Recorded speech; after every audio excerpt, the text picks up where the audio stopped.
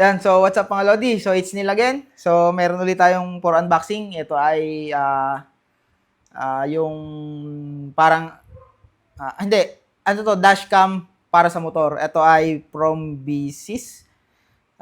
Hindi ko maalala yung eksaktong pangalan. So ayan, medyo natagalan tayo bago natin may unbox. Kasi tinatamad. Anyway, let's unbox. So ito ay dashcam for motorcycle. Ito.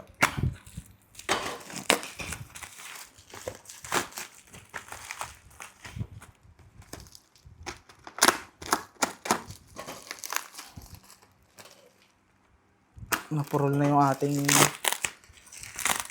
recreational knife. Yan. So, ito ay from BSIS. Yan. Driving recorder. Yan. Driving recorder. So, let's check what's in the box. Ayaw.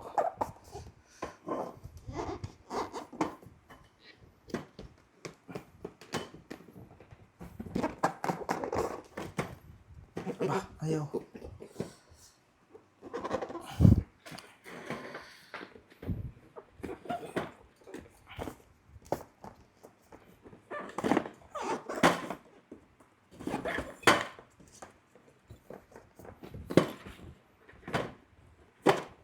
Yan. So, ito ay kanyang, hindi ko alam kung warranty or manual. Bantot? Ayan. So, F2 dashcam user manual. Ito yung kanyang manual. So, yung kanyang manual ay colored. Mukhang maganda yung kanyang manual. May papel. Ayan. So, ito yung kanyang mga information, yung pwedeng lumabas sa dashcam natin. Hindi ko lang alam kung ito ay Android Connect ready or iPhone, Apple Connect. So, ito yung kanyang app. Ito yung kanyang application. Pwede nyo i-download sa App Store and Play Store. Ito yung kanyang setup. So, meron tayong mga wiring and chuchu. Ayan. So, bahala na yung installer na magkabit niyan. So, ito yung ating user manual. So, what's in the box? Check natin. So, ito yung kanyang dashcam. Yung kanyang, tawag doon? Yung kanyang tawag doon? Infotainment, ito. So, mabigat siya mga Lodi, mabigat. So, hindi ko alam kung built-in yung battery. Yan, so mabigat. Yung mounting niya ay ito. Yan. So, ganito yung kanyang mounting.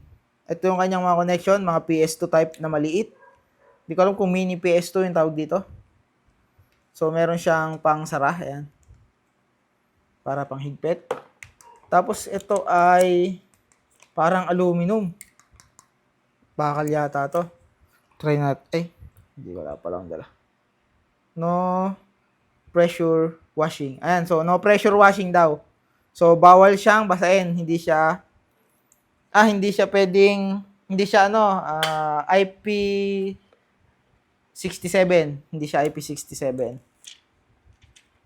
Hindi siya splash proof. Ayun So, ito yung itsura niya. Mabigat siya kasi mukhang bakal yung kanyang. So, tatry natin later on. Kasi ito kaya, didikit. Magnet. Hindi, plastic lang. Mukha lang siyang bakal. So, mabigat lang yung internal niya mga Lodi. Siguro gawa ng battery. Or kung ano man na nandun. Hindi ko alam kung battery yung nakalagay dito or something kasi sobrang bigat talaga niya. Ayan. Siguro meron siyang yung cooling something, yung cooling paste sa internal. Kaya siya mabigat. Tapos ito ay ito yung power module. So, unlock natin. So, ito yung kanyang power adapter for camera. So, ito yung kanyang sticker, pandikit. So, ayan. Ito ay ground. Hindi. Ito yung nilalagay sa battery. So, relay. Ayan. So, yung connection niya ay 4. So, blue, black, tsaka 2 green. So, I think yung 2 green ay for camera. So, yung kanyang settings dito ay ayan. Main unit, papunta sa controller. Main unit, controller, tapos yung dalawang tag doon, yung wiring. So, dapat meron tayong ito, baka mawala. So, ito yung kanyang controller. Plastic lang siya, mga lodi. Meron siyang okay, tsaka yung up-down. Ayan.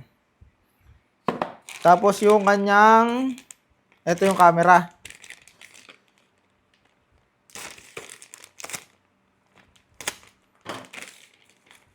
So, ito yung kanyang camera.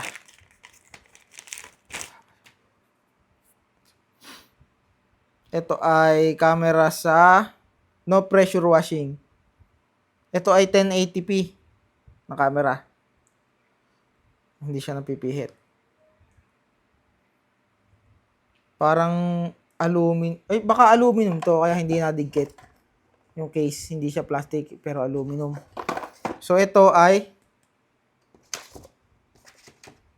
aluminum din siguro. Yan. Ito yung kanyang so same lang yung camera niya, mga lodi, yan. Same lang, parang 1080p. So ayan, hindi ko na bubuksan yung isa or buksan natin para. Kasi hindi naman natin ito matetes eh. Kaya hindi natin malalaman kung magre-record. Ay, hindi ko pala alam kung ito ay may ano. Ay, ito pala, mga lodi. Oh, ito pala yung kanyang SD card. So for internal recording, ito, SD card. Micro SD. Hindi ko lang alam kung ilan yung maximum support niya. Hindi ko natitingnan yung kanyang manual. Yung kanyang specs. So ito ay additional controller. BMS ata to. Yung sa battery. Or ano ba tawag doon? Hindi ko alam kung anong tawag talaga din eh. So ito ay ang kanyang power relay sa battery. GPS pala to, mga lodi. So may built-in GPS siya. Yan, GPS o nakalagay. GPS module. Tapos meron siyang isa pang relay ng wire sa red. So I think ito ay sa power. Power tapos diretso sa ano, nakaparallel lang siya sa ano. Tapos ito ay USB to mini PS2. Hindi ko alam kung anong tawag dito sa connection na to, pero mukha siyang PS2 yung sa mouse. Ayan o. PS2. Asan ba? Ito. Ayan, mukha siyang PS2. Tapos, ito ay cable tie. Saka, ewan ko kung anong plastic yan. Ito ay para sa cable. Pang cable organizer, mga lodi. Ito. Yan. Ito ay ginagamit pa pag ganito. Gusto mo ayusin yung mga cable mo. Yan. Para malinis yung module. So, itago natin, baka mawala. Baka malaglag. Tapos ito ay yung kanyang mounting. Mounting.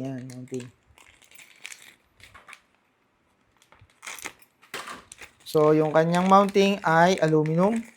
Ay, hindi, plastic lang. So, ito ay bakal. Tapos, yung kanyang ito, rubber, plastic, tsaka bakal. Tapos, yung kanyang Allen wrench. So, ayan yung kanyang mga tornilyo. Nuts and bolts. Ayan. So, ito yung kanyang ito pa pala. Ito ay sa yung infotainment. Ito yung sa infotainment. Buksan natin.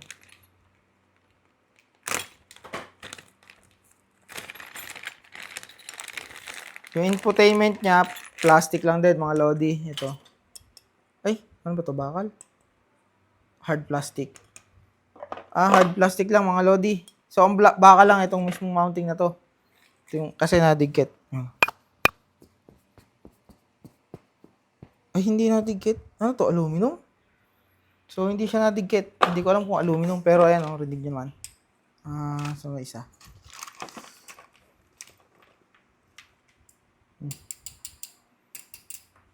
Aluminum siguro yan, mga lodi. Hindi nadigkit eh. Ito, mga puro plastic. So, ito, washer. Washer. Ito, parang aluminum. Tapos, combination siya ng plastic. Ito, aluminum, ito. Ano, yung tunog. So, ito lang yung kanyang metal do sa lahat ng inbox natin. Ito, parang aluminum din. So, ayan ang ating mga pieces. Ito yung kanyang... Tinanggal sa plastic, hindi na alam kung para sa yan. Hindi, okay na yan. Iko-connect naman lahat yan eh. Bahala na yung mag-install. Anyway, yan. So, ito yung ating parts. Meron tayong dalawang camera module. So, back and front. Ito yung ating sa battery. Ayan o, nakalagay. Input, output. Battery. Infotainment. Manual. And yung controller. Tapos, ayan. Ito. Tsaka ito yung kanyang, yung mga maliliit. Dito na natin baka malaglag. So, ito yung kanyang mga accessories. Yan. So, ganyan yung itsura niya mga lodi.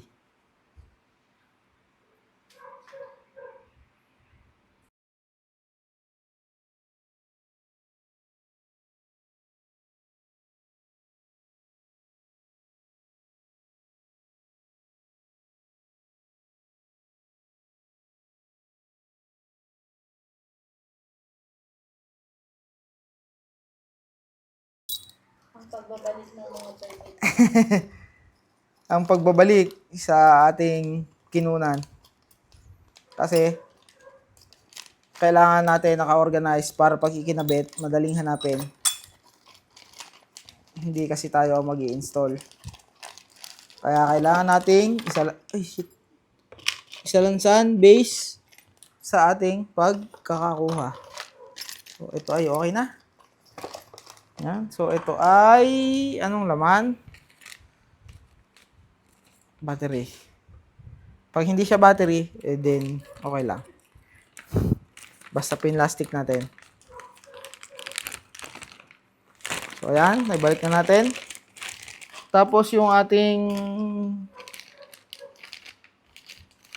ito. Controller ay... parang labis yung plastic.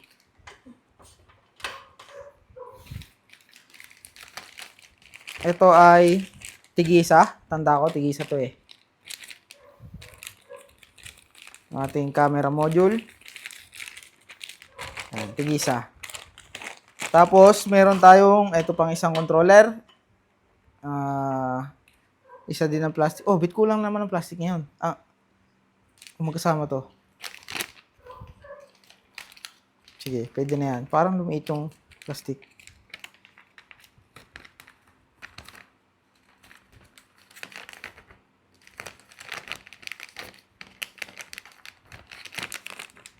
Yan. Lumiit nga yung plastic. Sa laata ako ng lagay. Anyway, mukhang kasya, naman, hindi naman siya papansinin na. Kasi hindi akin to eh. In-unbox ko lang. Ito, isasama ko na lang to dito sa, ito hindi ata ito naka-plastic. Dito sa ating battery, ito controller. Para naka-plastic din. Ayan. So, ayan, naka-plastic na. Ibabalik natin siya ng nakaganto. Tapos, itong ating infotainment, hindi siya naka-plastic kasi nakaganto siya. Yan. Tapos, nakasuot tong wiring. Yan. Ganito mga lodi kung paano mag-pack sa factory. Yan. Tapos, ibalik nyo ng ganyan. Ganda ng box. Oo nga.